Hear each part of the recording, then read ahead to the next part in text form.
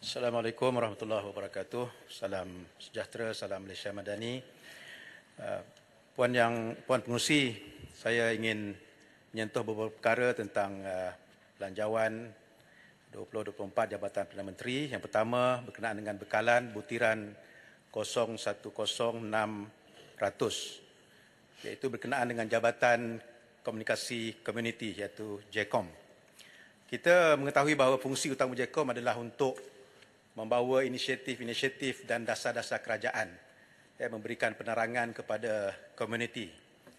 Namun prestasi pada 2023 ini nampaknya kurang berkesan dan kurang memberikan impak yang jelas kepada masyarakat awam berkenaan dengan penerangan dasar-dasar kerajaan. Ramai yang masih belum benar-benar faham, ramai rakyat di bawah sana yang masih mudah terpengaruh dengan fitnah dan juga tohmahan terhadap kerajaan. Hal ini jelas lebih ketara tak kala berlakunya isu-isu ataupun kegawatan dan juga krisis. Dengan pengurangan 5 juta ringgit belanjawan untuk JKOM daripada 18.6 juta kepada 13.6 juta ini, bagaimanakah kerajaan dapat memastikan bahawa kelemahan-kelemahan ini dapat diatasi dengan lebih baik, khususnya untuk memberikan penjelasan dan juga penerangan kepada masyarakat di kawasan pedalaman dan juga di luar bandar. Apakah langkah-langkah penambahbaikan yang akan dilakukan oleh JKOM untuk mengatasi hal ini pada tahun akan datang? Yang kedua, Puan Pengerusi, saya ingin menyentuh tentang pembangunan butiran 0900, program pembangunan semula Kampung Baharu. Apakah status pembangunan semula Kampung Baharu yang telah sekian lama tertangguh dan menjadi pertanyaan ramai? Apakah kerajaan berhasrat untuk melaksanakan pembangunan semula secara holistik? Apakah model pembiayaan yang dipertimbangkan? Ataupun kerajaan hanya berpuas hati dengan pembangunan secara piecemeal, iaitu secara berperingkat-peringkat. Walaupun begitu keadaannya, tetap pembangunan harus diberikan peruntukan yang secukupnya.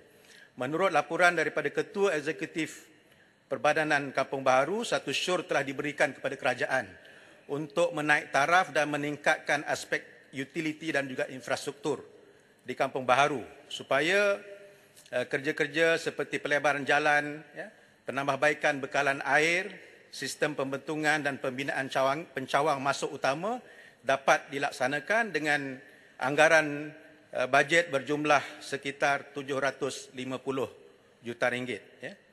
Jadi sekiranya pembangunan piecemeal diteruskan, bagaimana keperuntukan yang disediakan pada tahun 2024 yang hanya berjumlah 500 ribu ringgit dapat mencapai apa yang dihasratkan untuk membangunkan kampung baru? Dengan bajet 500 ribu ringgit ini juga, bagaimanakah kerajaan dapat pastikan bahawa ia juga selari dengan agenda Kuala Lumpur Smart City 2030. Seterusnya, yang terakhir, Puan Pengerusi, ada 2 perkara berkenaan dengan projek di bawah ICU. Yang pertamanya projek khas butiran 93500.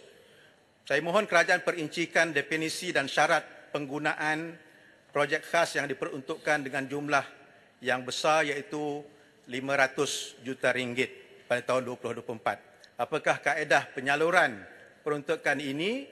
Adakah projek khas ini diperuntukkan untuk semua ahli parlimen dan dimanfaatkan untuk kawasan masing-masing? Dan sebagai penggulungannya, saya ingin menyentuh butiran 93600, projek mesra rakyat yang berjumlah 444 juta ringgit. Dilaksanakan di bawah ICU juga.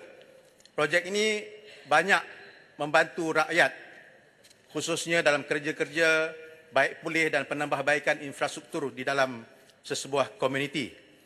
Namun bagi kategori pangsapuri, hanya yang berstatus kos rendah sahaja yang layak menerima bantuan.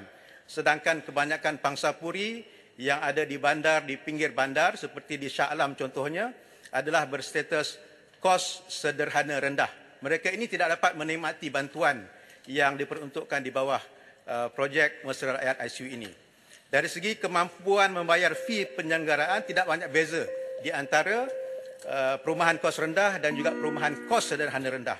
Maka saya berharap agar kerajaan dapat mempertimbangkan supaya kawasan-kawasan pangsapuri kos rendah juga dapat, sederhana rendah juga dapat dipertimbangkan untuk menerima manfaat daripada projek mesra rakyatnya. Terima kasih, Puan Pengerusi.